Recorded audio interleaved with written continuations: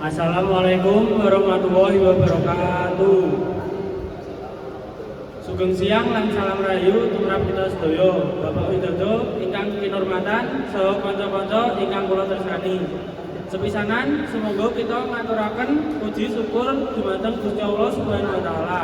Awit kanthi rahmat, taufik, saha hidayahipun kita taksih kaparingan kesehatan lan wekdal sehingga saged makempal wonten ing papan punika kanthi kaedahan ingkang sae. Ing wekdal menika kula badhe ngaturaken sesorah kanthi tema nguri-nguri kabudayaan Jawa, pentingé jaga tradisi lan budaya Jawa supaya ora ilang.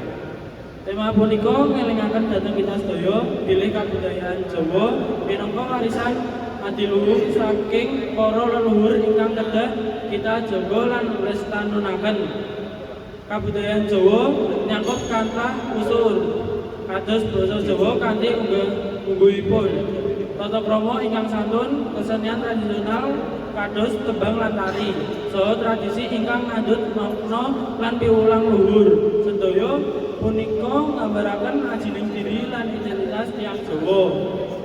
Nilai-nilai kadosipun tepa slira, gotong royong lan andhapasor kedah tansah dipun terapaken ing gesang saben dinten.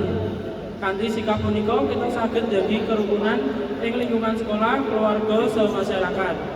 Ing zaman modern ingkang kebak pangaruh budaya manca, kita kedah tetap bangga lan setya dhateng budaya piyambak.